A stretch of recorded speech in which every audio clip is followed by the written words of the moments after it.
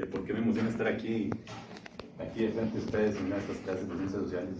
Yo crecí en ciencias sociales, mi mamá fue directora de antropología, mi papá fue profesor de psicología, y de carajillo pues siempre me tocaba estar a la par de mi mamá viendo las clases.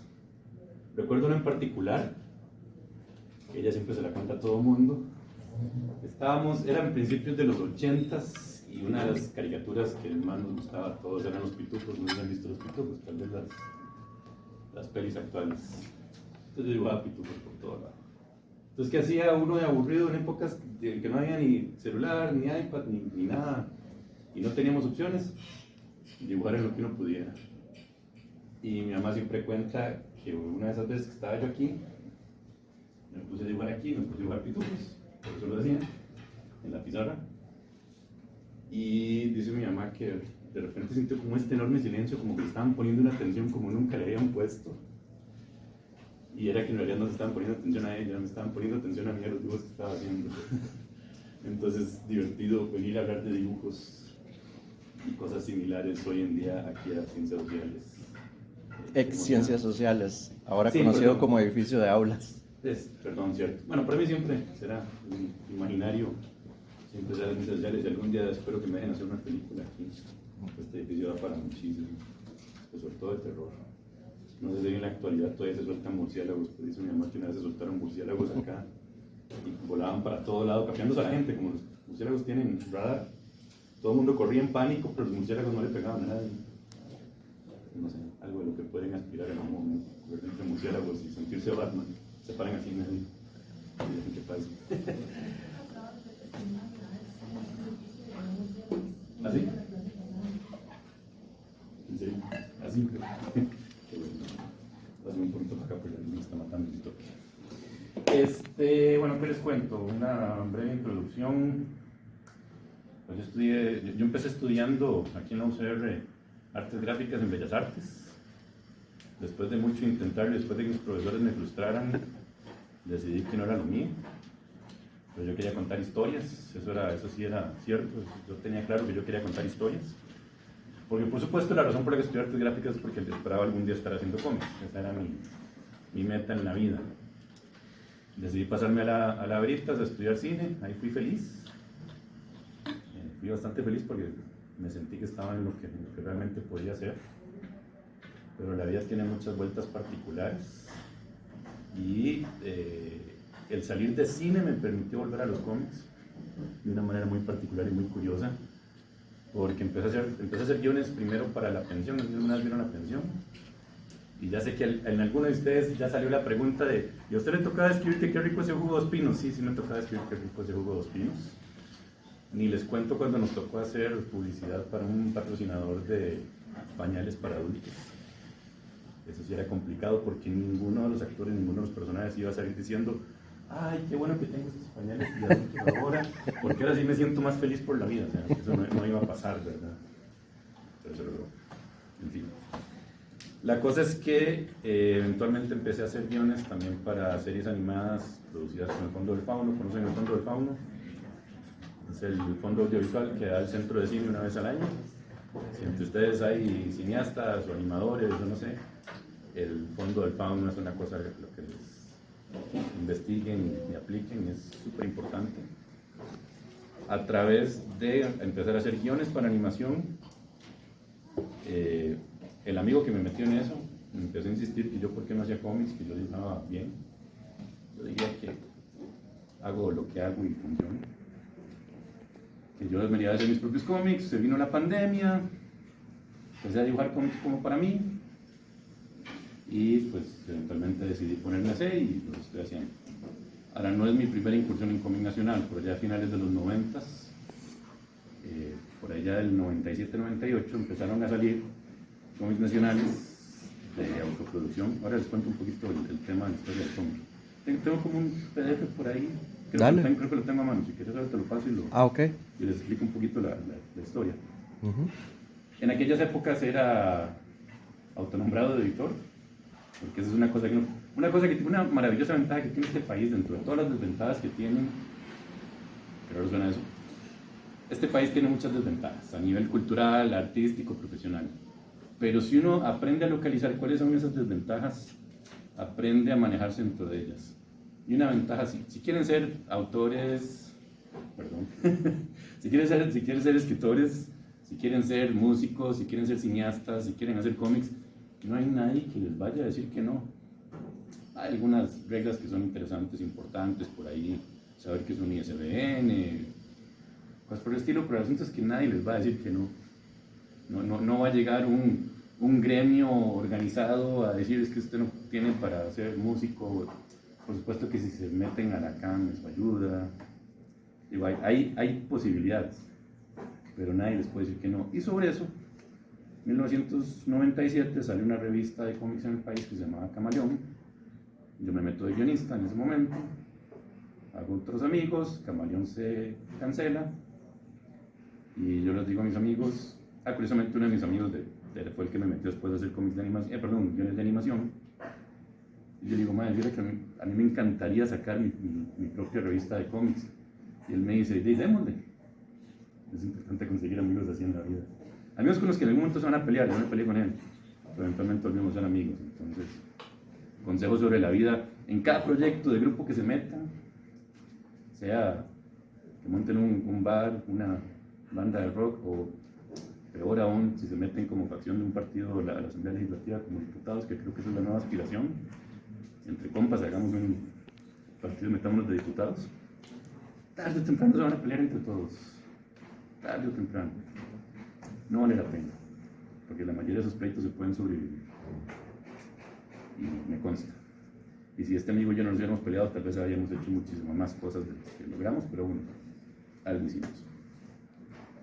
El caso es que, bueno, sacamos una revista, yo me autonombro editor, y entre otro grupo de amigos que dibujaban, y pues ahí empezamos a hacer cómics, y ahí fue donde realmente empecé con el cómic nacional, y empecé una especie de camino que en un principio no me propuse, hoy en día sí es más una meta más clara, de ir entendiendo cómo funcionaba el cómic nacional, cuál era su historia, y de ahí viene pues este proyecto donde además termina de juntarse todo, que es esta serie documental, donde no diría que está toda la historia, porque es difícil, realmente la historia del cómic nacional es mucho más compleja de lo que uno pensaría.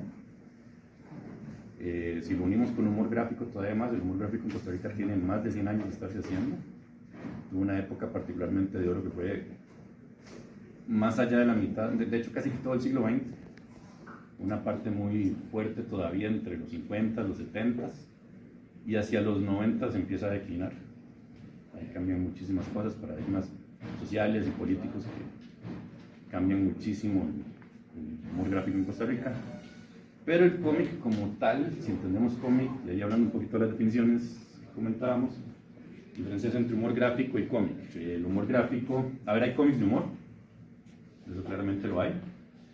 Cuando hablamos de humor gráfico o de caricatura, casi siempre nos referimos sobre todo a la caricatura editorial, que es la que tiene más desarrollo, que es, básicamente trata pues, de una imagen, principalmente cómica, pero casi siempre crítica, para ilustrar una situación, una idea, a veces un artículo o algo, pero es una sola imagen.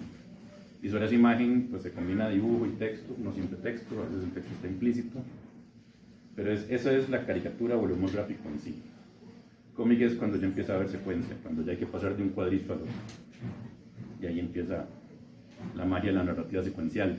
De ahí van a ver lo que se llaman tiras cómicas, que son las que se publican en periódicos, van a ver cómics, van a ver novelas gráficas, historieta a fin de cuentas, o entretenimiento gráfico, si lo quieren ver de esa manera, para acuñarlo todo. ¿Hay diferencia entre el concepto de historieta y novela gráfica o cómic, o es simplemente la palabra más castellanizada, decir historieta? Historieta es efectivamente la palabra más castellanizada. Esa es buena pregunta porque la gente siempre agarra y dice, es que a mí no me gusta el cómic, me gusta el manga. ¿Te gusta el cómic japonés? ¿Te gusta la historieta japonesa?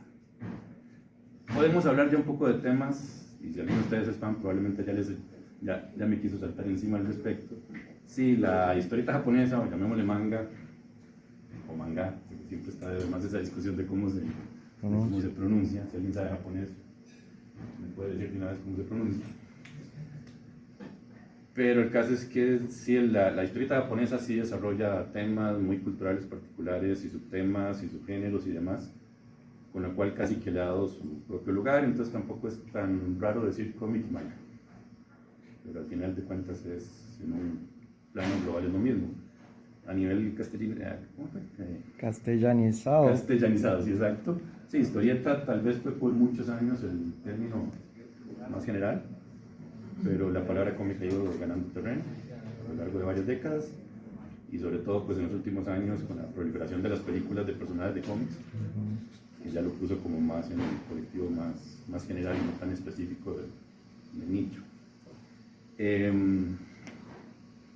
Puedo agarrar para todo lado y me puedo ir perdiendo y ir abriendo ventanas y ventanas y ventanas y no volver nunca al punto. El de la extensión de una historieta que vos mencionabas, bueno, vos no, o sea, en el documental sale como una imagen que dice 48. 48. Entonces, vos decías ahora, antes de que empezáramos a grabar esto, que es muy relativo, ¿no? Y que también sería interesante hablar de cuento gráfico también, Claro. ¿no? Sí, digamos, a ver, si uno se pone a googlear y busca, encuentra que si uno pone cuál es la extensión mínima para una novela gráfica, a mí me salió 48 páginas.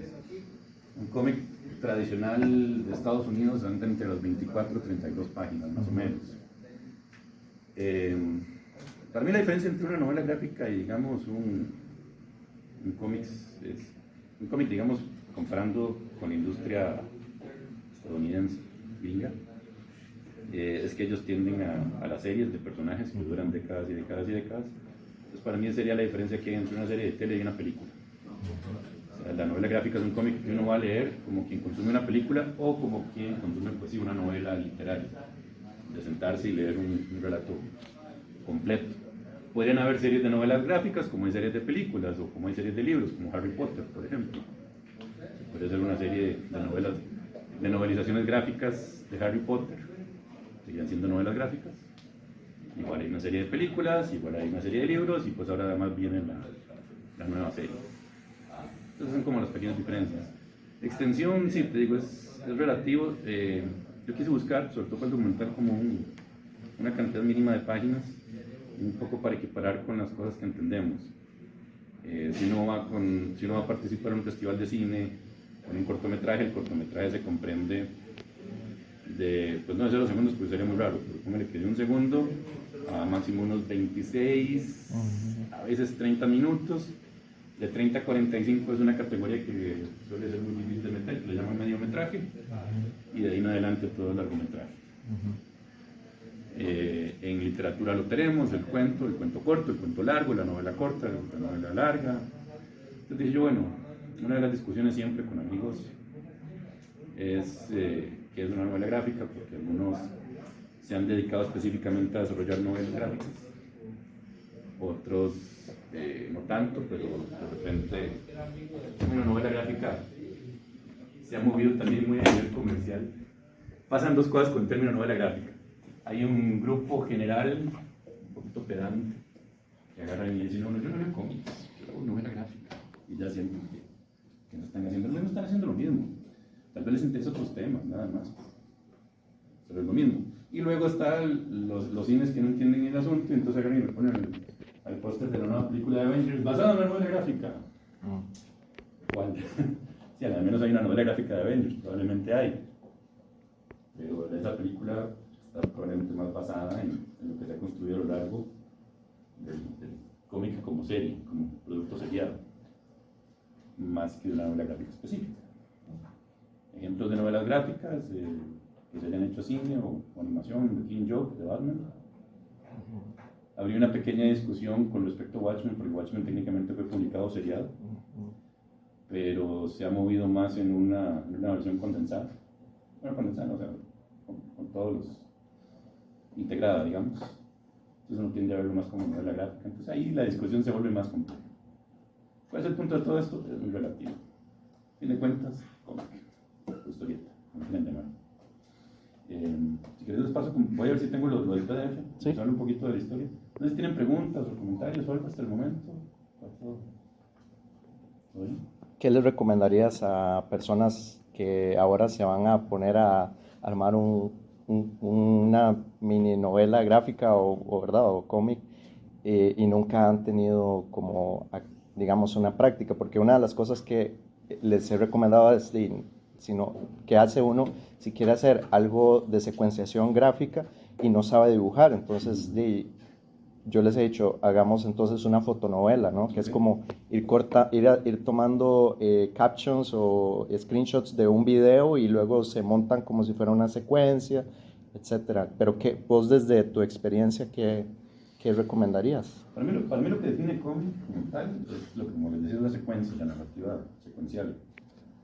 Porque cada vez que alguien me pregunta qué es más importante, el guión o el dibujo, es como los dos, porque si no, no es cómic. Es así de fácil. Entonces, sobre todo, póngale más atención ahora, digamos, en principio, no todo buen dibujante hace buen cómic, porque no todo buen dibujante sabe narrar secuencialmente. No todo guionista sabe escribir cómic, porque tendemos a enamorarnos de los textos y a veces es demasiado. Idealmente, si van a trabajar en grupo, en grupos, ¿okay? Recomendaciones, pónganle mucha atención a las secuencias, la en cómic, la en cine, tal vez eso que decías, incluso si fuera que lo vayan a dibujar, hagan video, tomen fotos y los usen de referencia, o pues hacen fotonovela también, pero sobre todo pónganle atención a cómo se está narrando de un cuadro al otro, de una página a la siguiente. Esa es mi recomendación principal.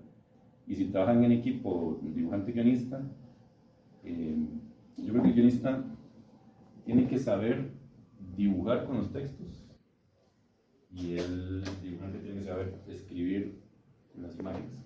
¿Cómo? ¿De qué manera? ¿A qué me refiero con eso? Que el guionista tiene que saber explicarle al dibujante qué es lo que quiere. Tiene que crear más una escena. No se vayan pensando tanto en diálogos existenciales o en explicar todo, sino que sobre todo, o sea, el guión es la comprensión de cómo se va a mover la historia hacia lo visual. Entonces tiene que pensar mucho en imágenes. Y el dibujante tiene que poder llegar y condensar esos párrafos de, no sé, en un solo cuadrito. Hay que llegar y decir, bueno, el personaje está visiblemente incómodo, revisando archivos viejos en un espacio oscuro y húmedo lleno de telarañas, mientras una sombra se desliza por la ventana que él no está viendo. Eso tiene que ver o cómo lo hacen varias escenas, o cómo lo condensa en una sola imagen, o en varias páginas. Entonces, de pronto se puede hacer en una sola imagen.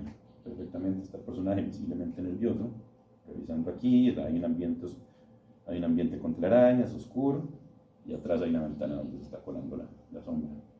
Puede ser un cuadro perfectamente. Eso ya depende un poco del estilo y del paso que le quieran dar. Revisen muchos tipos de cosas. Tienen acceso a The Killing Joke, es muy cinematográfica. No la película animada, curiosamente la película animada falló en eso para la industria. Pero el cómic sí es muy cinematográfico. Y tiene mucho un manejo de una atmósfera densa de cuadro a cuadro a cuadro. Entonces eso es lo que sería mi recomendación. Pero me parece un buen principio usar, ya sé que las usen como referencia o si las quieren usar como tal. Funciona perfectamente. A ver si tengo Dale. En principio, iniciarse como para empezar a escribir desde cero, o para entrar, digamos, en el proceso de escribir uno. En el proceso de escribir uno. ¿Puedo hablar? Ya no estoy abriendo. Bueno, si no. ¿Conoces ¿cómo se llama? El arco dramático, los 5 puntos dramáticos? Sí. Sí. Para mí eso es la base. La base, digamos, tal vez es más cliché, más básico. ¿Sabes lo que es el viaje aéreo? Es lo mismo, básicamente. Les cuento un poquito por si alguien más quiere saber. ¿Conocen la estructura de los 5 puntos dramáticos? Son básicamente una introducción, un punto de giro, un desarrollo, un segundo punto de giro y un clímax. Eso, para los que no sepan, pues, creo que algunos por ahí asintieron. Son, digamos, como la básica sobre la que se construye la mayoría de relatos. Dominarlo funciona bastante. Si lo comparas con el viaje aéreo es básicamente lo mismo. Viaje del héroe es como la forma, igual más cliché, en que se construyen narrativas, es la forma en que se comprenden también los mitos desde la antigüedad y demás, pero la estructura dramática se desprende de ahí, siempre va a ser un poco, hacer un viaje que uno empieza con un punto de lo que se llama el mundo ordinario, el mundo normal, que es su realidad en este momento, y lo que la cambia, y donde eso lo cambia, hacia qué los lleva, para un cambio final. Siempre es el cambio sobre el cambio sobre el cambio para un cambio final. Así funcionan incluso las trilogías, las series, por ejemplo, una temporada, dentro de que cada capítulo tiene su propio arco. Una temporada tiene su capítulo donde señala de qué trata la temporada, o sea, es el inicio. El capítulo punto de giro, el capítulo máximo, que casi siempre es como la mitad de la temporada, tiene que ser la mitad de la temporada. Es una estructura constante. Hay otras estructuras que les recomiendo aprender. Hay una que yo todavía no termino de entender, porque la empecé a escuchar hasta hace poco, que es el viaje de la heroína. Eso casi siempre lleva al ridículo y necesario debate de que, el héroe y la heroína no, son diferentes. Son diferentes y se aplican tanto para protagonistas hombres como para protagonistas mujeres, solo que en este caso fue una escritora que dijo: siento que esto está bien, el viaje del héroe aplica para muchas cosas, no solamente historias épicas. O sea, vimos la palabra héroe, inmediatamente lo condicionamos a Spider-Man, a Star Wars, a Batman, pero tal vez hacía falta un relato más llevado de otro punto. Que todos vivimos constantemente el viaje del héroe, y lo plantea de la siguiente manera: para no partir solamente de cómics y superhéroes y cosas por el estilo. Si hoy, espero que nadie esté pasando por una situación similar, pero si hoy o en esta semana o en estos días ustedes están llevando una vida normal y de repente les anuncian que tienen cáncer o alguna enfermedad terminal, les acaban de dar lo que se llama el evento desencadenante, es el cambio de mundo. Su vida normal se acabó. Esto conlleva a una primera parte de su nuevo relato, de su nueva vida. ¿Qué puedo hacer? ¿Qué hago? Lo niegan, lo rechazan, no jamás, empiezan a probar opciones, tratan de investigar, lo que sean, quieren encontrar algo, pero sobre eso encuentran un punto de giro, algo que les hace aceptar la situación, y esa aceptación lleva a un nuevo relato, los va llevando a una serie de relatos, pues hasta un particular desenlace. Si lo vemos desde el punto de vista del viaje del héroe, es una cosa más como para enaltecer un enfrentamiento casi heroico de la vida a una situación dramática. Según como entiendo, e insisto, todavía no lo domino, entonces los insto a que más bien lo investiguen, y si lo investigan y un día me quieren sentar a mirar una clase del viaje de la heroína, se los agradecería mucho. Es más intimista, es otro tipo de resolución. Entonces, bueno, entender estas estructuras para mí son los básicos. Las estructuras no son absolutas ni son obligatorias. Entonces, como todo en la vida, indiferentemente de la carrera, todas las carreras y todas las profesiones y todo lo que hacemos conlleva estructuras. Si son dibujantes, les enseñan que el cuerpo humano tiene una cantidad de cabezas, que hay una proporción de la distancia entre un ojo y el otro, que es un tercer ojo, cosas por el estilo. Pero son cosas que una vez que se dominan se pueden romper, siempre dentro de una relativa estructura, porque siempre van a haber cosas que predominen. Yo les puedo hablar del paradigma narrativo y de todas estas cosas, y ustedes pueden llegar y romperla y contar su historia como la quieren contar, hasta sin guión si quieren. Pero lo cierto es que la estructura básica de una película o de un audiovisual es ni siquiera la parte de audio, porque pueden escoger hacerla sin sonido, pero sí la visual. Siempre va a haber una comprensión básica que termina definiendo, pero sobre eso rompan las cosas. Pero ayuda a entenderlas, ayuda a verlas. Y en el caso del viaje del héroe, que es la más básica, y tal vez vamos a empezar por ahí, todos la entendemos porque la hemos estado consumiendo por años. La podemos aplicar a nuestra propia vida. Ahorita a ver qué otras opciones hay en narrativas. Por ahí he estado viendo también la narrativa japonesa, es un poco diferente. Por ejemplo, Hayao Miyazaki no construye tanto el viaje del héroe, sino que es una situación que se va moviendo a lo largo del tiempo, pero no necesariamente tiene que llegar a un desarrollo y una resolución específica. Si han visto el viaje de Totoro, hay algunos conflictos particulares, la niña que se pierde, la mamá que está enferma, pero no se trataba ni de encontrar la cura de la mamá, pero al final de hecho la mamá se cura y ella se cura por ahí. La niña aparece, pero no, era otro tipo de relato. Creo que no, tienes que fijarte en tu celular porque no me aparece el pues puede ser que no sea en vivo o no sé. Vamos a definir. Si quieres enseñamos el Facebook, si vas a empezar a escribir todo lo que te dé la gana. El primer guión y la primera versión del guión permite todo lo que uno le dé la gana. Pero una cosa que se le olvida a la gente mencionar es en los guiones, porque está la parte, digamos, romántica de los guiones, de que el guión es la verdad de la historia y las motivaciones de los personajes, y Pixar hace esto, todas esas cosas. Son chivas, son lindas y sí, son importantes. Pero la parte que no mencionan a uno es que el guión en realidad es el primer enfrentamiento a la producción. Eso quiere decir que un productora va a agarrar este guión y va a empezar a hacer, ok, diferentemente si es animación o si es con actores reales, va a ser un desglose de escenarios, si es animación hay que dibujarlos, si es producción hay que ver cómo se construyen, o se consiguen, o se alquilan, etc. ¿Cuántos actores hay? ¿Cuántos vestuarios hay? ¿Cuántos vestuarios hay? En el caso de dibujos, pues eso implica, si el personaje está cambiando a cada rato de vestuario, implica nuevos diseños de personajes, lo cual es un costo más alto, por eso es que casi siempre los personajes están vestidos iguales a lo largo de todas las series y películas. Entonces, un poco una cosa que uno va aprendiendo también es a escribir preproduciendo. Si es algo tuyo y no tienes limitaciones en un inicio, porque ahorita lo que quieres sacar la historia, escriba todo lo que el papel aguanta, por la computadora. Pero eventualmente es algo que vas a querer, ya sea animar o grabar, ahí sí vas a tener que empezar como, okay, ¿qué puedo hacer con lo que tengo?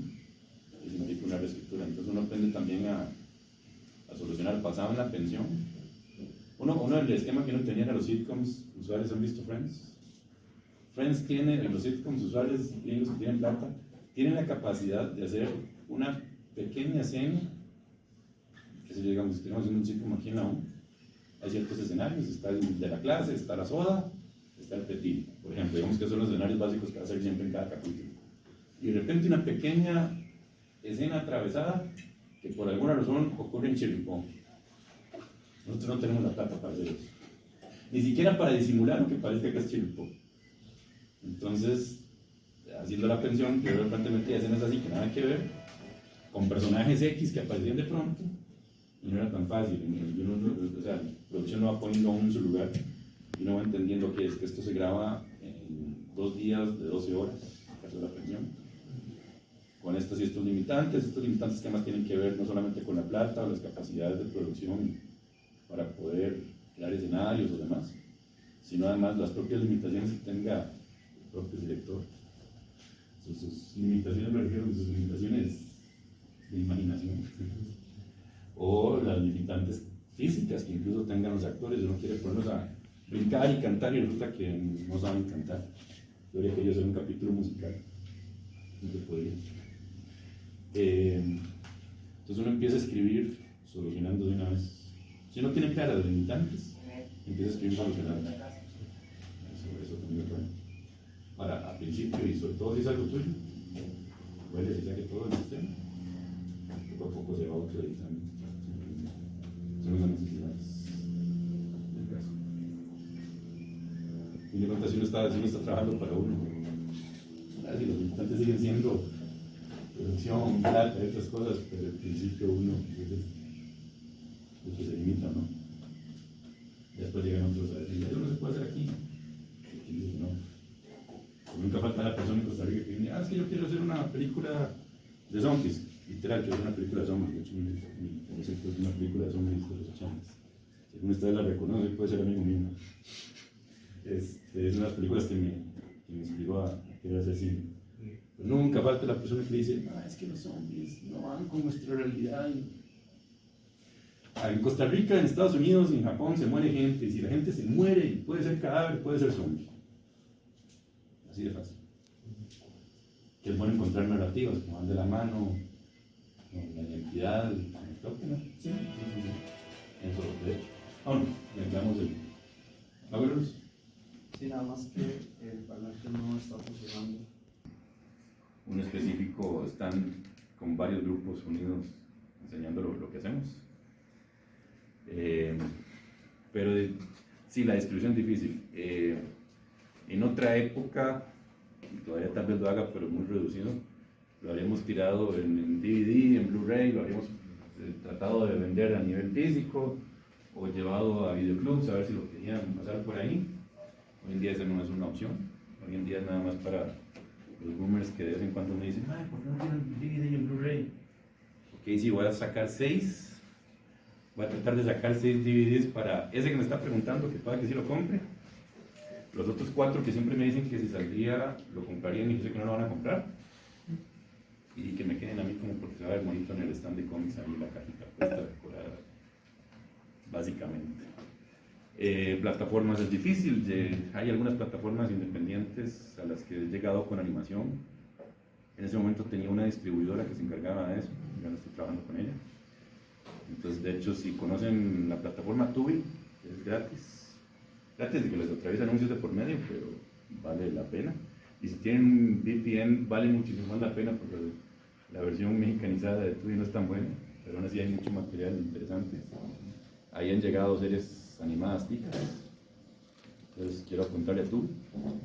No voy a ganar nada de plata porque pues, con suerte me mandarán en algún momento un cheque, no, un depósito de $100 en algún momento del año y probablemente nunca más vuelva a dar plata. Y así funciona esa distribución.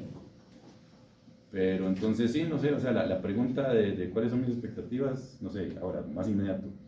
En septiembre se conmemora el Día del Cómic Nacional. Es una cosa que se gestionó hace 2 años. Ya fue aprobado, ¿verdad? Sí, el año pasado se celebró ya de una forma, digamos, oficial. Contamos con el apoyo del Ministerio de Cultura y se logró sacar. Entonces en septiembre hacemos varias actividades y en septiembre en el Centro Cultural Español, un área nueva que tienen que se llama el Lab. El Lab es justo enfrente de la antigua aduana, justo enfrente. Ahí los martes vamos a estar pasando, cada martes de septiembre, vamos a estar pasando la serie. Van a haber algunos invitados, vamos a hacer cinefotos, cosas por el estilo. Va a haber exposición de cómic y otras actividades que ahí iremos soltando. Tal vez logre alguna otra proyección antes de septiembre. Entonces, eventualmente subirá a YouTube. ¿Cuántas personas entrevistaste? Porque de hecho en el trailer se ve, los pasas como en cámara rápida Y no están todos. y además no están todos, ¿sí? Y hay mucha gente que se entrevistó que incluso ni siquiera llegó al corte final. Ah. Y mucha gente que se quería entrevistar que del todo al final no entrevistamos. Es complicado, no sé, no sabría decirte, pero sí, si hay una buena cantidad de gente. Fácil hay más de 20 personas más. Ah, sí, más. Porque además hay no solamente gente que ha hecho, sino gente especializada en ciertos temas, digamos, en el humor gráfico. Hay una cosa muy curiosa con el humor gráfico, y esas se las planteo. En términos de género, no hay muchas mujeres que le hayan entrado al humor gráfico. A partir de finales de los 90, principios de los 2000, las mujeres empezaron a hacer más cómics, sobre todo por el manga. Antes era muy raro que esto pasara. Era raro encontrar una mujer que le gustara.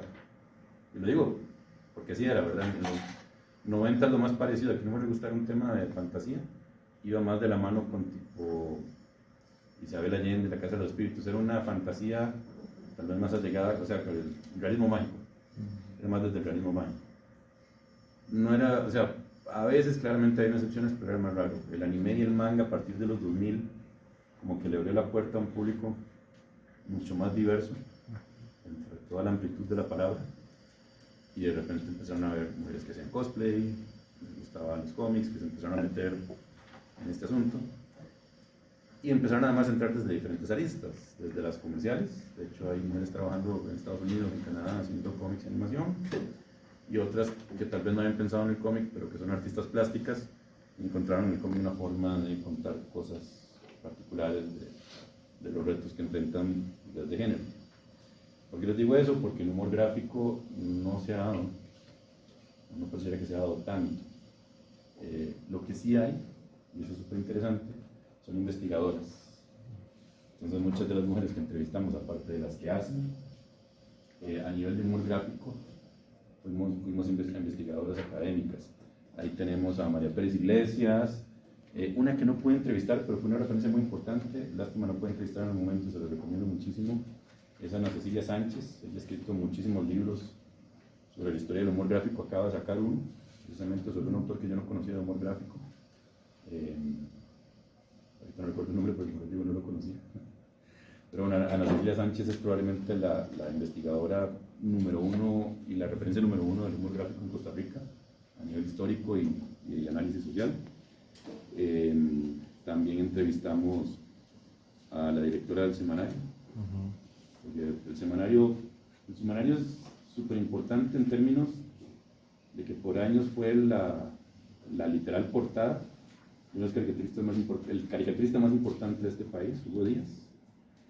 Y después de que murió Hugo Díaz, en los 2000 entró Mecho, y luego entró la actual ilustradora Daniesca, o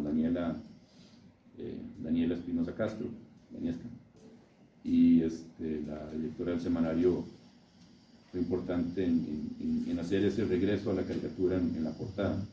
Le dio el trabajo a Mecho, eventualmente le dio el trabajo a Daniela, y también es investigadora del tema de humor. Su tesis tenía que ver con el tema del humor, entonces súper interesante. Entonces, como te digo, en entrevistas hubo gente que hace, gente que vende, que distribuye, gente que investiga.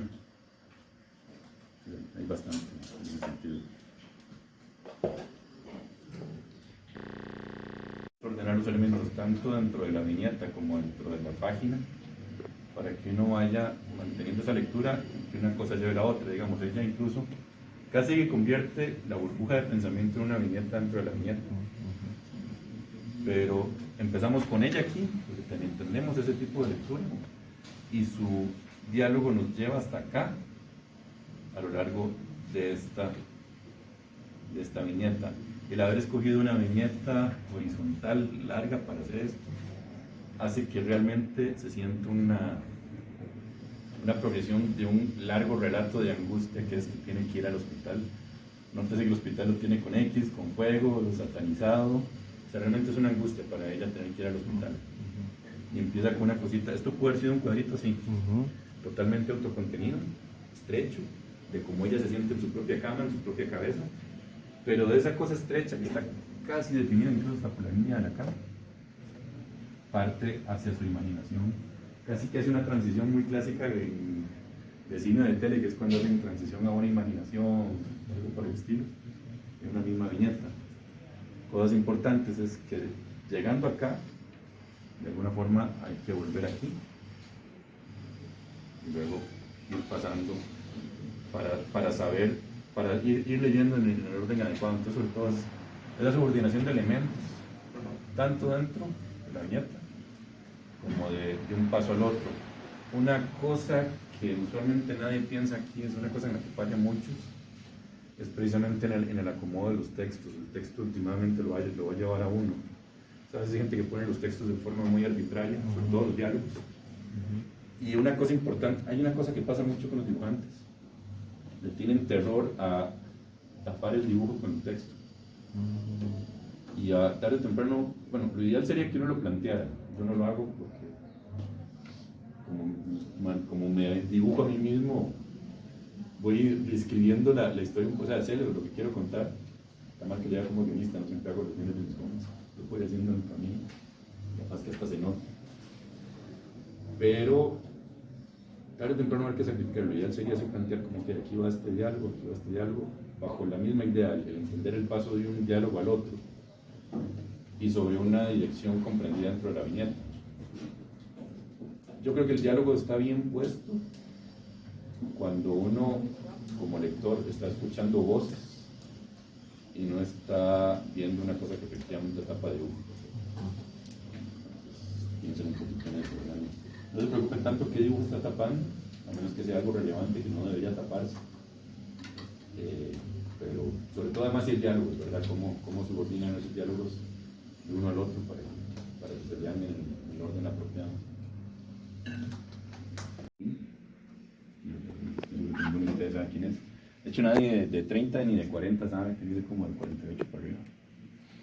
Pero eso suele ocurrir. Tricolín fue un personaje infantil que hizo este señor Carlos Enrique Figueroa, que eran revistas principalmente educativas. Ahora, él empezó el 1 de septiembre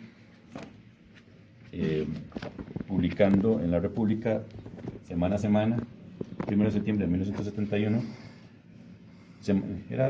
a lo largo de 15 días, publicando una primera historieta sobre la historia de la independencia. Fue para el 150 aniversario de la independencia.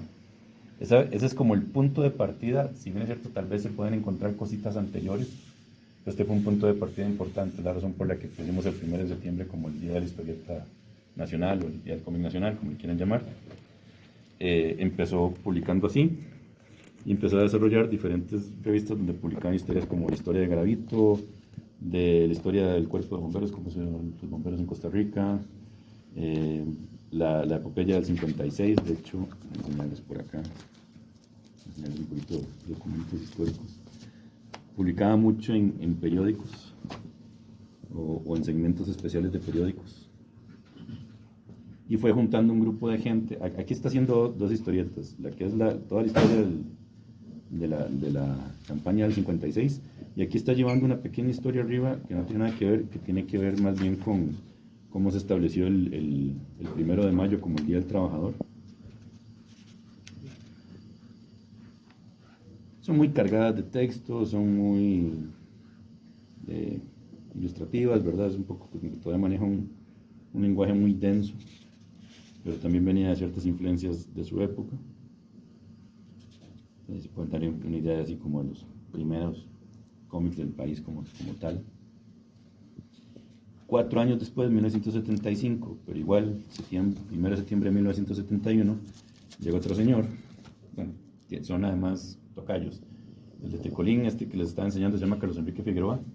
Luego va a llegar Carlos Enrique Alvarado, que se hace llamar Pincel, y empieza en periódicos a publicar esta tira, que se llama Carlos Pincel, que era una historia, una si quieren la pasan un poquito por ahí, que es acerca de la historia del dibujante que hace los retratos de criminalística en la policía, pero termina investigando cosas, tiene derecho a portar armas y demás, y era un policía detective en Alajuela, por allá de los 70s. Ese personaje cumplió 50 años el año pasado, y de hecho el autor, que todavía sigue produciendo, de hecho hace estas novelas gráficas también con el tema de 1856. Carlos Pincel decidió el año pasado sacar una antología de material nuevo de su personaje, que ha estado trabajando pues a lo largo de varios años, pero bastante más actual, a color y demás, y la verdad que es una joya. Estas las produjo con el Museo de Alajuela. Si les interesara conseguirlas, en el Museo de Alajuela las venden. De paso van y visitan el Museo de Alajuela. Si alguien es de Alajuela, pues con más razón. Y tiene la cualidad de que sí son muy documentadas, el tipo de calle, el tipo de casa, la vestimenta. Eso es importante, porque entonces el cómic se vuelve realmente una forma de documentar la historia y la cultura. Que es lo que decía por ahí Diego con respecto a Rodecap. Rodecap es guanacasteco, es casi que el que es en realidad el que llamamos el pionero de la novela gráfica en el sentido de formato, porque por ya a finales de los 90 que empezamos a tirar revistas de cómics, ya propiamente de cómics, siempre nos pasaba lo mismo. Bueno, aparte que nos peleábamos todos los proyectos se terminaban cancelando, y era frustrante para uno, era frustrante para el medio público que habíamos ido medio formando, porque de repente se acababa la revista. Y eran revistas antológicas, venían varias historias con diferentes estilos. Por aquí les enseño alguna, ahora la busco. Entonces, venían 6 páginas de un personaje, continuaba, bueno, venían otras 6 páginas de otro, y así iba. Y siempre se cancelaban los proyectos. Ronald Díaz, que se hace llamar Rodicap, en algún momento dijo, bueno, tal vez la idea es contar un relato condensado. Y hizo una primera historia completa, esa fue como de 80 páginas, si mal no recuerdo, por allá del 2003, 2004, o tal vez por ahí, fue como principios de los 2000. Era una historia muy diferente y muy ajena a las que hace hoy en día. Era muy influenciado por los videojuegos como Street Fighter, Mortal Kombat, eran una historia de peleas de artes marciales, pero fue prácticamente la primera novela gráfica en Costa Rica y nos enseñó una forma de producir distinta. Con los años empezó a hacer historias, este es él, es así como la imagen típica guanacasteca en todo el sentido.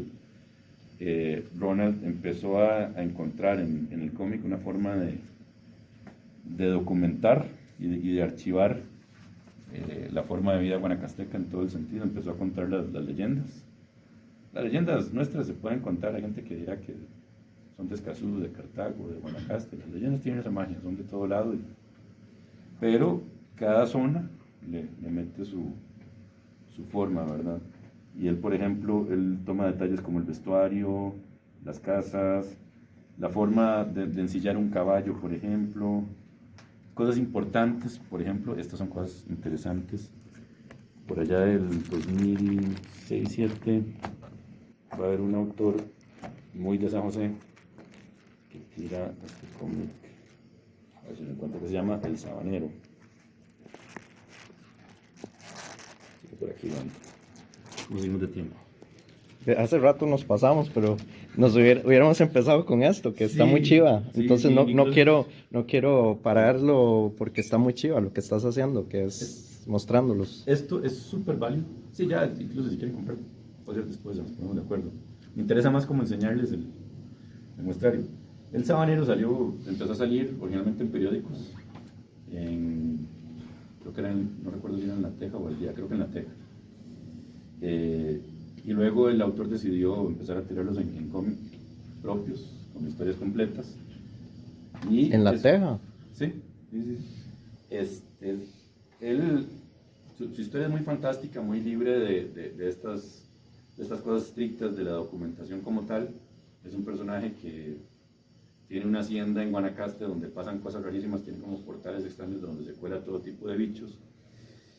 Y terminan siendo historias fantásticas de hombre de pelo en pecho, macho, muy de machete en mano, peleando y defendiendo damiselas en peligro. Pero una cosa importante, o sea, esto es válido, y muchos lo hemos hecho. Yo lo hago con Cadejos, yo inventé una versión superhéroe del Cadejos.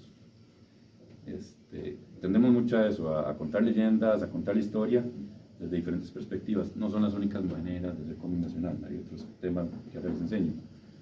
Pero una cosa que me decía Ronald, una cosa que les pasa mucho es que los confunden a los dos autores. Porque El Sabanero, leyendas habaneras.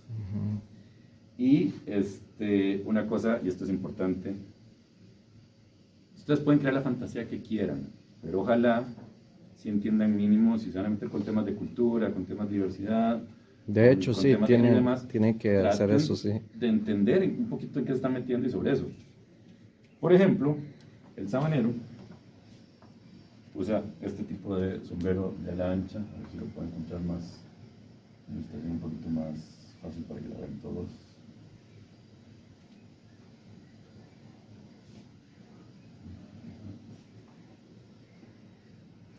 Por aquí, creo que hay alguno. Sí, por aquí. Bueno, aquí hay varias viñetas que sale un personaje, no sé si lo pueden ver bien, pero es un sombrero de ala ancha, distinta a el famoso Chonete. chonete. El chonete es más Valle Central. Y ya solo eso, digamos, era más fácil que en vez de ser el sabanero, hubiera sido, no sé, El campesino de Cartago, por ejemplo, o sea, el papel, no, El no papero. quiero tampoco, sí, no quiero, ¿verdad? Pero no sé, ¿verdad? En ese sentido, o sea, son pequeños detalles. Eso es muy interesante, eso que Exacto, apuntas. en términos de identidad. Nada se lo impide, porque como les decía más temprano, no hay nada que le impida Al autor. A Óscar Argueda se llama el autor, hacer esto, ¿verdad? Pero, pues, si te vas a tomar la molestia de poner el personaje sabanero, porque lo que te interesa es que ocurre en la sabana guanacasteca, pues investiga un poquito los elementos y sobre eso construir la fantasía que te dé la gana. De hecho, Es una recomendación, no es una obligación. la semana pasada tuvimos de invitado a el profesor Carlos Sánchez, que fue el coordinador de, no sé si has visto, Los Malecos contra los Zuleros. ¿No? Es un cómic que, bueno, él sí trajo uno impreso, pero que está disponible en internet, Ajá. pero está en Malecu, entonces, ¿verdad? Entonces él nos empezó a contar la Wow. historia porque está solo en Malecu Ah, qué y porque esa era la intención, Ajá. nos contó él. Pero vieras, ¿verdad? Nos decía ¿estaban ustedes o fue en la tarde? Ah, no, no estaban ustedes, fue en la tarde, sí. Pero vieron el video. Ah, es que no han visto el video, claro, ¿verdad? En el video está todo eso, tienen que ver ese video, está muy bueno. Y él nos decía que el nivel de interacción que tenía entre la comunidad Malecu y los dos dibujantes que contrató la UCR para hacer esto fue impresionante. O sea que era, ¿me entendés? Porque a ellos les Ajá. interesaba mucho que, por ejemplo, la forma en la que ponían el fuego, que fuera correcta, la forma de las casas que usan los Malecu de la época, o sea, la forma de hacer el arco y la flecha, impresionante. O sea, una cosa, entonces es lo que vos decís, ¿verdad? Hay que tomarse por lo menos esa pequeña, no sé, molestia o intención de buscar cómo era. Es interesante, o sea, para mí, yo siempre voy a entrar un poquito en este conflicto de muchos de los temas que se tratan actualmente, en cuanto a si ponerse a contar historias de tal o cual cultura es o no es apropiación. Sí entiendo por qué. A veces también creo que esto va a sonar muy raro, pero a veces creo que hay un punto en que la apropiación es relativamente necesaria, porque se crean nuevas formas y nuevas tradiciones. Sí entiendo un poco el tema del conflicto de la apropiación, de cuando sobre todo son grupos dominantes sobre grupos más vulnerables, entonces sí hay un tema complejo. Pero yo siento ya a nivel más personal que nadie debería limitarse en cuanto al tipo de historia que quiera contar. Sí entender ciertas cosas, sí entender ciertas consecuencias o demás, ¿verdad? Pero manejar... Que eso no lo limite. Exacto. Ahora, pues si quieres contar una historia fantástica con indígenas en Costa Rica y no quieres tomarte la molestia de entender cómo se llaman los indígenas en Costa Rica, Prepárate para las consecuencias. prepárate para las consecuencias, o sea, igual probablemente las vas a tener, pero en todo caso, pues inventarte tu propio grupo indígena místico perdido, tipo elfo, o sea, pretextarlo como es que existió este grupo que nadie sabía, que están perdidos entre la dimensión que se abre cuando las esferas de piedra se alinean.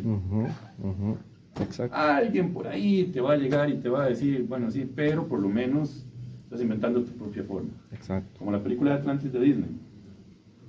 Tiene claras influencias tipo, ¿verdad? Como indígenas, mayas, antiguas y demás, pero no es ninguna de esas, es su propia cultura. Te inventas tu propia cultura Sí. y a partir de ahí creas algo. ¿Y esta qué tan apegada considerarías que es a lo indígena? El secreto de Istarú, bueno, sigue la leyenda que dio origen al volcán Irazú.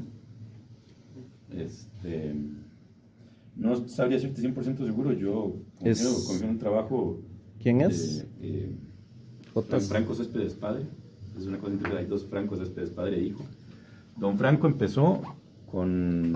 Ese con Carlos aparece Figueroa. en el documental, aparecen ellos, de hecho los entrevistaste juntos. Juntos, sí. sí. Don Franco empezó haciendo esto. Sí. La historia de la Virgen de los Ángeles, con un estilo muy clásico que en lo personal me gusta más que el actual. Pero empezó así. Era alguien que no pensó que iba a hacer cómics, él era dibujante y sobre todo es educador, le encanta lo educativo y termina haciendo cómics para Figueroa Producciones, que es la empresa que publica estos cómics. Y en la actualidad pues sigue haciendo, sobre todo con su hijo, él le ayuda muchísimo. Los hijos, porque todos los hijos e hijas todos son artistas en algún sentido, pero sobre todo Franco hijo es el que más involucra con él. Entonces le ayudan con el color o con ciertas cosas. Yo te diría si a primera entrada, dentro de las imágenes que uno maneja, yo no soy, que almuerzo, porque además soy antropólogo, yo soy antropólogo, sí me pareciera que está bastante cerca de lo que yo he visto y he buscado en un momento en cuanto a vestuario, el bosque particularmente, sí me da como una sensación de bosque húmedo. Bueno, sí, el húmedo tropical, es más bien Pero, bueno, eso sí no es tan, lluvioso. eso sí no es tan tico. Es de allá, es como más mexica, más azteca. Sí, habría que ver, aquí es donde te digo, ya se empiezan a mezclar también los estereotipos y demás, porque también es eso, ¿verdad? Esa pequeña diferencia entre el arquetipo y el estereotipo, que ya habría que ver. ¿Y de los tuyos? ¿Querés mostrarnos algo? Ok. Como les decía, a mí me frustraron la vida y me dijeron, usted no sirve para esto. Me empecé a contar historias. En algún momento de la vida dije, tengo muchos amigos que son muy buenos y no están haciendo nada. Tengo amigos que no son tan buenos, pero se mandan. Eso es bueno. Entonces dije, pues yo voy a hacer los míos. Porque nuevamente, ¿quién me va a detener de hacer lo que me dé la gana?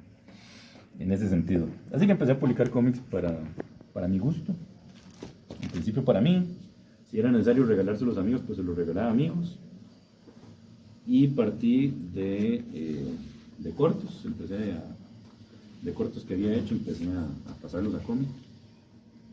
Y en determinado momento me empecé a autopublicar. Aquí en Costa Rica, la pregunta que tarde o temprano siempre surge es, ¿y cómo hago para publicar en Costa Rica? ¿Cuáles editoriales? No hay. O sea, un poquito más sí hay. La editorial de Costa Rica ha publicado algunas cosas. O Club de Libros. Club de Libros también. Eso, en realidad, digamos, Club de Libros ayudó más con la... Solo la impresión. No, ni siquiera. En realidad, digamos, Club de Libros fue más como un apoyo más logístico, no, más de revisar textos y cosas por el estilo, más filológica. Ya entiendo. Porque esto en realidad se sacó con un fondo de cultura. Ahí fue el Ministerio de Cultura, sobre todo la Biblioteca Nacional. El Colegio Costa Rica. El Colegio Costa Rica, gracias. El Colegio Costa Rica tira convocatorias, una que es precisamente para producir, o sea, para que no están obligados a publicar el material, sino que ustedes dicen, es que yo tengo esta historia que quiero contar, sea en libro, en cuento, educativo, lo que sea, pero también cómics, están aceptando cómics. Entonces dan esta cantidad de plata, esta beca, para que sobre eso ustedes, digamos como que el concepto es, yo quisiera dedicarme a dibujar esto, pero no tengo chance porque de trabajo, o más bien me quedé sin trabajo, o lo que sea. Entonces la idea es que esta beca le permite a usted sentarse a producir y produzca una historia de tantas páginas durante cierta cantidad de tiempo. Otra modalidad es ya la que es un proyecto que tiene que ser llevado a cabo ya para publicarse. Algunos hacen las dos, porque primero se aseguran conseguir la beca para producir, sentarse a dibujar o escribir, y el siguiente año, ya cuando ya lo tienen listo, vuelven a participar para ahora sí tratar de conseguir el dinero para publicarlo. Pero esa es una gestión que hace uno por su cuenta. Pero es interesante, es una manera. La editorial de Costa Rica ha hecho algunas cosas. Más recientemente está entrando una editorial que se llama Uruk, no sé si lo han visto por ahí. Uruk empezó a publicar, Sí, cierto. empezó a publicar unos primeros cómics. Que están en la internacional. Sí. Pero mayormente siempre ha sido una gestión propia. Es dura, es difícil. La parte de producir es la más fácil. Es la más fácil porque esto va a sonar muy... Yo sé. Porque nada más depende de que tengan la plata. ¿Quién tiene la plata? Hay que ahorrar. Lo que digo es que es la parte más fácil. Claramente todo el mundo tiene sus necesidades y sus prioridades. Y antes de juntar la plata para imprimir un cómic, pues hay que pagar estudios, comer y demás. Pero si por ahí van ahorrando un poquito a proyectos, un día cotizan con una imprenta, sacan una cierta cantidad. O sea, lo que voy a sacar es lograble. Pero bueno, ¿qué pasa? Que si es un riesgo, o sea, si es agarrar plata de uno y decir, bueno, voy a apostar por esto.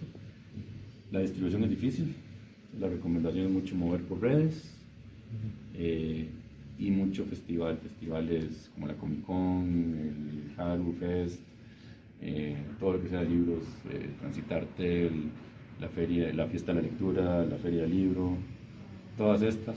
Incluso recomiendo más las ferias de libros, porque uno pensaría que los festivales geeks son el público número uno. No tanto, porque el mayor interés es más ir a hacer cosplay. Sí se venden cosas y sí pasan cosas, pero con las ferias de libro llega un público mucho más amplio que se van fascinados de descubrir que esto existe. Por eso uso tanto lo de que el cómic tico existe, porque nunca se lo esperan. Siempre hay alguien nuevo que llega como, ay, no sé qué está producido aquí en Costa Rica. ¿Es en serio? ¿Todo esto es tico? Sí, todo esto es tico. Y se van, compre o no compre, se van fascinados. Les estalló la jupa de que esto se hace en el país. Y ya depende mucho, pues sí, de presupuestos que tengan para hacerlo, pero sobre todo de su imaginación o de su creatividad.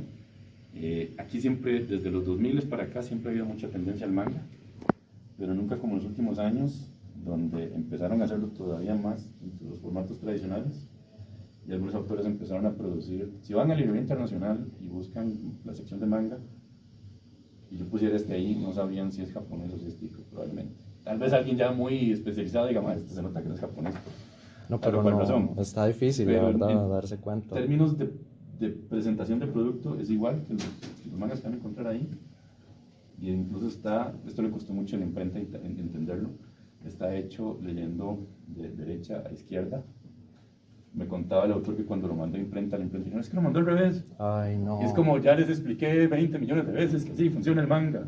Con eso se van a topar muchas veces, gente que por más que les expliquen, eso es una cosa. Pero lo lograron.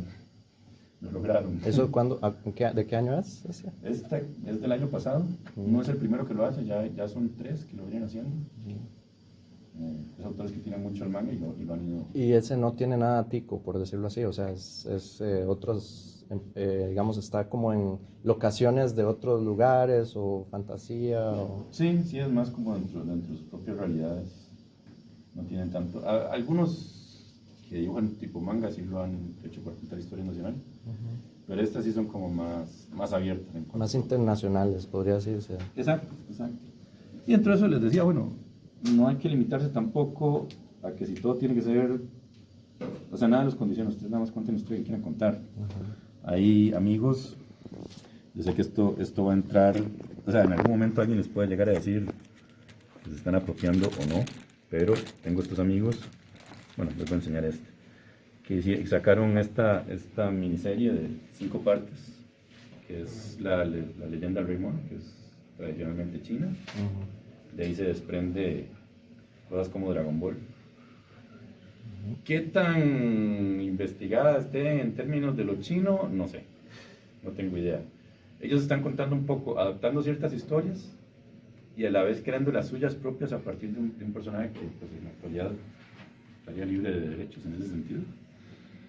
Hay un tema cultural que habría que discutir, pero técnicamente cualquiera podría ser una historia del Rey Mono, nada debería detenerlos en ese sentido. Entonces también tienen oportunidad de crear, inventar y hacer su propia versión. Eso es inevitable, siempre que uno adapte algo va a estar haciendo su propia versión. Mi personaje favorito de toda la vida es Superman, una película que me queda bien en ese sentido. Yo sé que lo único Superman que me va a quedar, o sea, que va a quedar bien en el sentido de lo que yo quiero y espero, es el que yo haría de mí para mí. Y va a ser eso, de mí para mí, bajo mis conceptos de cómo creo yo que es el personaje. Eso es inevitable. Y son las cosas que siempre lleva discusión cuando uno tiene idea de cómo se mueve, piensa, actúa, suena un personaje, y llega un director y dice, no, vamos a quitar los poderes porque estos poderes son tontos, o este traje no tendría sentido, o ese tipo de cosas que genera todo el caos en el mundo geek. Pero el director o la productora, a veces. Los productores están haciendo pues, su versión. Y ya está en uno saber si se quieren molestar y correr la vida del hígado, o aceptarlo y seguir adelante. Eso se lo digo como un fan muy frustrado. Otros amigos han tirado a la fantasía épica. Hay mucho gusto por cosas tipo Señor de los Anillos y cosas así. Esto es un caso que está construyendo un mundo. Cuesta mucho producir con regularidad, mientras que el cómic gringo se produce mes a mes. Aquí pues es cuando hay tiempo, chance, plata, paciencia, y sobre todo entender que lo más difícil, que es lo que les decía, la parte más fácil es pagarlo. Esto es como un carro, la parte más fácil de un carro es comprarlo, ahorrar y comprarlo. Pero el mantenimiento y el cuidado y las responsabilidades que implica tener un carro, donde uno dicen que me embarqué, no hubiera seguido a pie. Nuevamente hablando de lo personal. Pero esto implica mucho manejo de redes, ir a sentarse largas horas, días en stands, en ferias. Perdonando la palabra, pero yo creo que todos somos adultos y yo siempre creo que a veces hay que usar las palabras que son muchas horas culo, en el sentido de ir a sentarse. Y a veces que no pasa nada, a veces, ¿verdad? Y a veces que no pasa nada, absolutamente nada. Pero si por ahí alguien se fue con la semilla de no puedo creer que esto existe, algo se logró. Lo que sí es cuando tenés que invertir en esos festivales y no recuperar la inversión. Esa sí duele más que la del cómic. Si se ponen a producir sus propios cómics, consejos, la gente nunca piensa tanto en el precio, hay varias cosas a tomar en cuenta, no solo la producción, cada número les cuesta algo, Lo ideal es que saquen un poquito un cálculo de cuántos números necesito vender para recuperar esa inversión. Yo me lo planteo de la siguiente manera desde mi propia experiencia. Yo digo, ok, además se los voy a decir así abiertamente porque no me interesa que aprendan. Cada revista de cajero los venden en 5,000. Podría venderla en productos 6,000, algunos amigos venden más caro, otros más barato. Me parece que 5,000 está bien. ¿Cuánto me cuesta producirlo? Me cuesta producirlo como 2.200 colones más o menos. Sobre eso tiro 100 números por cada tiraje, porque es lo que yo puedo mover. En otras épocas, en los 90 que les contaba, cometimos el error de publicar 2.000 ejemplares y a estas alturas de la vida, casi 30 años más tarde, todavía los estoy vendiendo. Wow. Porque la distribución es compleja y es difícil. Entonces, 100 números sí se pueden de repente ir en un buen evento. Entonces yo saco el cálculo de cuántos necesito recuperar de estos y cuántos necesito vender para recuperar. Entonces yo lo voy a ver de esta manera, ok, los 200 y pico mil colones que me cuesta sacar 100 números, yo necesito recuperar eso porque eso me lo estoy prestando. Y necesito devolvérmelos. Y esa plata ya veré qué la hago, si la vuelvo a depositar o si la quiero volver a usar ya sea o para un tiraje nuevo o para un número nuevo o para otro proyecto, yo ya veré. Pero también lo ideal sería, ahora sí, sobre la ganancia, que no sea la inversión la que pague el otro proyecto, sino que sobre la ganancia se recuperen otros 2.000 colones, que permitiría así sacar el nuevo tiraje, o el nuevo proyecto, o el nuevo número. Lo ideal es que ustedes devuelvan la plata, netamente devuélvanse la plata. Y sobre eso me quedan 1.000 colones de ganancia, porque pues yo me senté a hacer esto. Ahora, eso yo que trabajo solo. Si ya entraran otras cosas, para que tengan en cuenta, si van a ir a distribuir en librerías, las librerías cobran entre un 40 y un 45% del precio de público, del precio de venta. Eso los lleva a, si ustedes ya lo empezaron, si ustedes ya vieron la librería, vale 5,000 colones, ya se embarcaron, les van a quitar el 40-45%. Lo ideal sería en ese caso que piensen en un precio para librerías con el que ustedes están dispuestos a lidiar y que además sientan que todavía es un precio justo. Para que eso también va un poquito de ventaja, porque entonces cuando vayan ustedes a los festivales, personalmente, es que ahorita estamos con precio festival, es el precio. Les estoy soltando así los secretos de la industria. Pero es también para que entiendan, porque por cada persona que llega y le dice uno, o sea, de repente este vale 5,000 y está full color, empaste bonito y papel bonito, mientras que Cadejos tiene menos páginas, es blanco y negro y vale 5,000, vale lo mismo. Y este vale 10,000, entonces la gente empieza como, pero ¿por qué este vale 10,000 y este 5,000? Porque cada uno de nosotros ha producido de diferentes maneras y entendemos los gastos y sacrificios que hemos tenido que hacer. Y sobre eso, pues, si esto estuviera industrializado y hubiera una norma, digamos, una forma más fácil, pues, tal vez pueden haber precios más fijos, como pasa con la industria gringa, que los cómics valen, no sé cuánto están costando hoy en día, pero casi todos valen siempre lo mismo, valen por la misma cantidad. No la hay, o como por ejemplo el cine, o sea, ustedes me decía un amigo una vez debatiéndome, más que si yo llego y me compro esto por 10,000 colones, gasté mucha plata, en cambio yo con eso puedo ir al cine. Sí, a ver, primero, el cine está estandarizado en ese sentido. Segundo, si vas solo, pero si tienes una familia, le tienes que pagar una cantidad a la familia para entrar, más lo que cuestan las palomitas, que por ahí un combo vale lo mismo que comer en Barrio Escalante. Para los que todavía manejan ese concepto de Barrio Escalante es muy caro, sí, Barrio Escalante es muy caro, pero el cine es igual de caro. Y póngale que vaya una familia entera, 5 personas, con un combo cada uno, sale estúpidamente caro. Si yo compro, primero no es el mismo tipo de consumo y no es el mismo tipo de producción. Pero si fuera por eso, si queremos hacer una comparación, pues si tengo 2 hijos que les gusta el cómic, no tengo hijos, pero si tuviera 2 hijos que les gusta el cómic, compré un cómic por 5,000 y experiencia ustedes dos, ese cómic es para ustedes dos, y de vez en cuando voy a llegar yo a leerlo también. Es más, me lo voy a bajar yo y se los presto de vez en cuando. Ya. Entonces no podemos comparar, es diferente, la producción es diferente. Si cada cineasta costarricense que sacara su película en cines pudiera escoger, probablemente las entradas valdrían distinto también, porque la recuperación no va a ser la misma. Yo, por ejemplo, con el documental, la saqué en Sala Garbo, se cobró entrada, me fue bastante bien en términos de que llegó bastante gente. pero la serie documental costó 30 millones de colones. Fue el fondo que me dieron. Me habría ido mejor con la totalidad de los fondos que dan, que son 50 millones, pero nos concedieron 30 y sobre eso se hizo. No llegué al millón de colones en la venta de entradas. Entonces, si yo hubiera tenido que sacar ese dinero, si yo fuera una productora de cine, habría perdido radicalmente. Pero se entiende que la idea es pues ir moviendo y haciendo otras cosas, ¿verdad? Aparte no sé si debería ser editada por aquello que venga Sí, del centro de cine y me diga correcto. después como saben que Cortamos. todos sabemos